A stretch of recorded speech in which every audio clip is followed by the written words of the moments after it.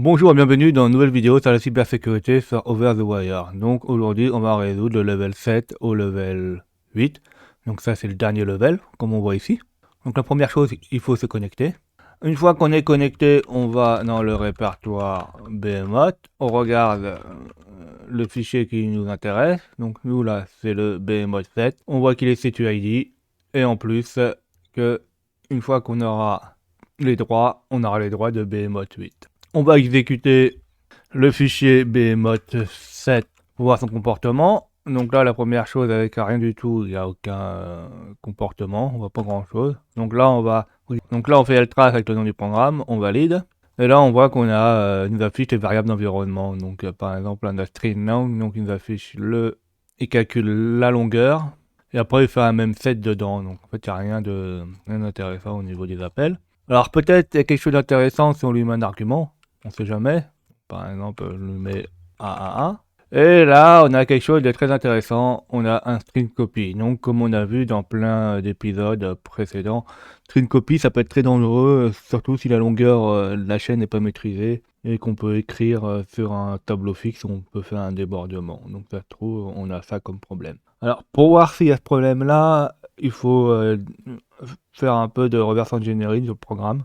Donc, on va le faire avec GDB-PEDA. Donc on va exécuter GDB PEDA avec le nom du programme vmod7. On va le désassembler le programme principal et on va voir s'il y a des choses intéressantes. Donc là, en fait, sur les premières parties du programme, il n'y a rien d'intéressant. C'est la fonction qui regarde les variables environnement, etc. Nous, ce qui nous intéresse, c'est quand il y aura le string copy. Alors sinon, s'il y a quelque chose d'intéressant, là on voit qu'on a un excite et il teste quelque chose dedans. Donc il y a quand même une vérification de quelque chose. Alors, le string copy. Au-dessus là, on voit quelque chose de bizarre. Alors on voit qu'il y a une espèce de prologue, quelque chose qui va allouer de la mémoire. Donc EAX, là, EAX, EBP, et là ça ressemble à cette valeur-là, la 200C, en hexadécimal, ça ressemble en fait à la longueur de la chaîne où string copy va mettre dedans. Donc pour vérifier dessus, là, il faut essayer de déborder et voir si c'est bien cette valeur-là. Comme ça, là, on pourra recalculer l'adresse de retour. Donc là, on a 200C. On va voir combien ça fait en décimales. Donc je fais 200. Voilà, donc je sélectionne hexadécimal. Je fais 200C. Et là, on voit que ça fait 524. Hein, si je sélectionne décimale, 524. Maintenant, il faut réussir à injecter plus de 224, donc par exemple 228, 232, 236, un peu plus, par bloc de 4. Ça correspond à des valeurs, les adresses, on va essayer de les aligner. Alors on va réexécuter en faisant run, on va dire à Python de générer. Donc on fait un import 6, if st out buffer write. Donc là, ce qui nous intéresse, c'est mettre un caractère et on fait x200 x 524. Donc alors, normalement 524, ça devrait pas déborder, mais il faut faire attention parce que là on met 524 caractères plus 1. Il faut pas oublier le caractère nul à la fin qui compte comme un caractère. Donc un caractère peut faire planter, peut provoquer un débordement. Donc là, il n'y a pas grand chose qui se passe. Enfin, c'est sûrement parce qu'en fait, il faut mettre un point d'arrêt. Donc là, on peut mettre un point d'arrêt comme sous du string copy. Donc pour faire ça, là, on va faire un point d'arrêt par rapport à l'offset. Donc on fait break. Et là, on met bien une étoile pour dire que c'est une adresse. On fait main et on fait bien le décalage du 175. Donc là, c'est bon.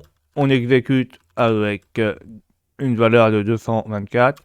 Donc là, il plante pas. On va continuer. Et là, il nous dit que le programme a quitté de manière normale. Donc il n'y a pas eu d'erreur. Maintenant, on va refaire la même chose, mais par exemple en mettant 28. Ça se trouve, c'est pas sûr, hein, ça va pas planter. Ça dépend qu'est-ce qu'on écrase. On fait ça, on fait continuer, et là, ça crache. Donc en fait, on a écrasé une adresse, et il n'a pas aimé, il n'a pas écrasé complètement l'adresse. Donc ça doit être une adresse EBP, comme on avait vu dans les vidéos précédentes sur les buffer overflow. Donc regardons ce qui nous intéresse. Alors avant de faire ceci, on va voir s'il n'y a pas des protections anti-shell code. Que tout à l'heure, on a vu là dans main quelque chose de bizarre, un peu de comparaison de jump. On ne sait pas trop ce qui se passe. Donc, parce que si il y a une protection là, ici, on ne pourra pas mettre notre shellcode en avant, on sera obligé de le décaler. Donc, par exemple, imaginons là, je mets 224, mais je mets pas des A, je mets par exemple des nopslid. Voilà. Donc, je mets X90 et on injecte. Et là, hop, on a un problème. Ils nous disent que les caractères non alphanumériques a été trouvé dans cette chaîne, donc il y a possibilité d'un shellcode et le programme a carrément quitté et il nous a rejeté. Donc ça, le problème c'est que avant nous on mettait comme ça nop, on mettait notre shellcode. Après on avait une adresse là, par exemple EBP ou d'autres adresses qui nous gênent là, donc c'est pas grave. Et après là on a l'adresse de retour hein, qu'on devait modifier. Et cette adresse-là modifiée, normalement, elle pointait sur les nob shell. Donc elle pointait là où j'ai mis le petit triangle. Donc ça faisait ça. Donc cette méthode-là, on pourra pas la faire. Nous, ce qu'on pourrait essayer de faire, c'est par exemple mettre du A ou un caractère alpha numérique ici, là, qui a la taille de la chaîne, plus là, s'il y a une EBP qui nous gêne, on le met. Là, on met un retourne. On va décaler nos nops ici. Et là, on mettra notre shellcode. Et ça va se faire dans l'autre sens. On va pointer là, comme ça. Si c'est possible, hein, ça se trouve, c'est pas possible. Hein.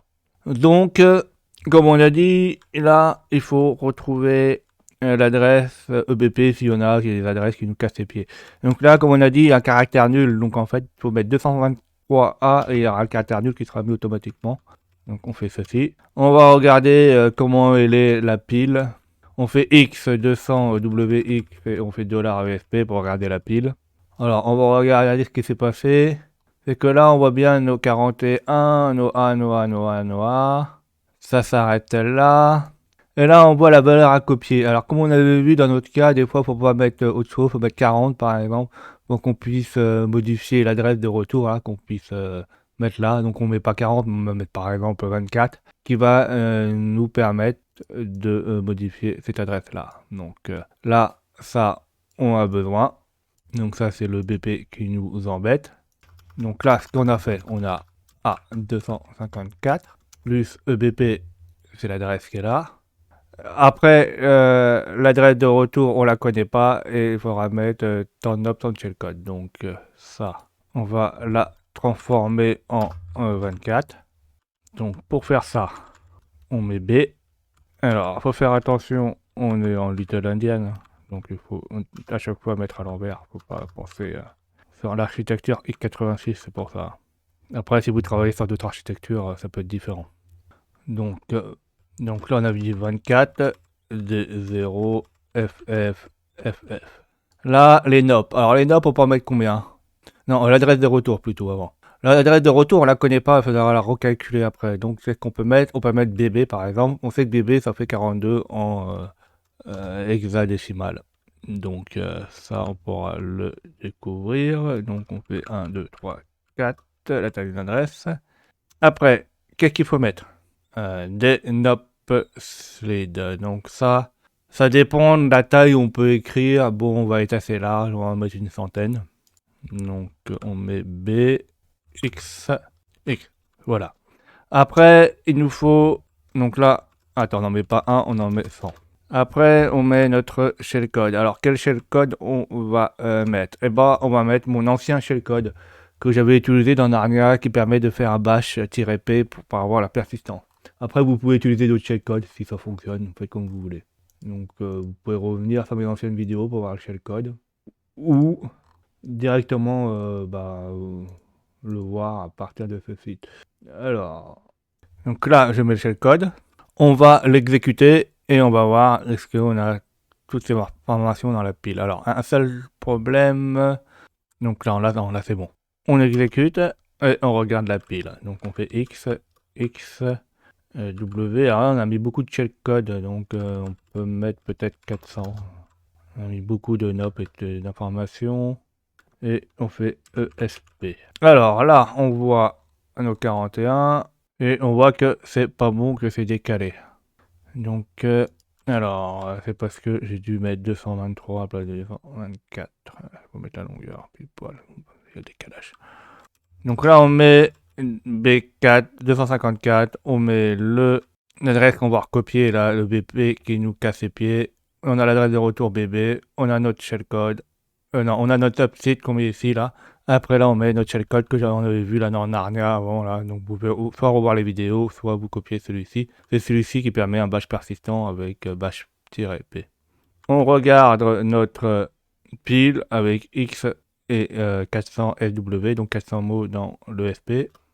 Alors, on va regarder est-ce que c'est bien mis. Donc là, on reconnaît bien notre adresse, là, FFFD024. Donc là, c'est bon, ça a été modifié. On a réussi à modifier derrière, là, l'adresse de retour, qui n'est pas la bonne, qui est 4242. Et on a bien notre tableau 9 leads. Alors, c'est pas ici qu'on doit taper, c'est après, ou c'est recopier. Donc, c'est recopier là.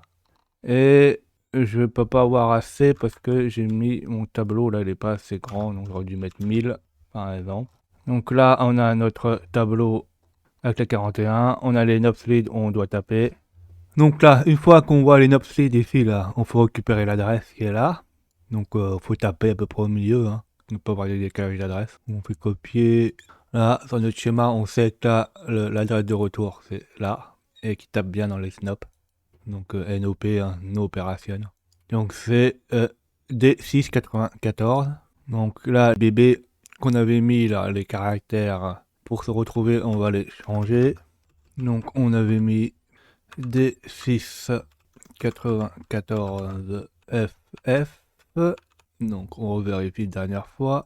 Donc 94 D6 et j'ai mis à l'envers, donc c'est 94 D6. Et là, on va exécuter.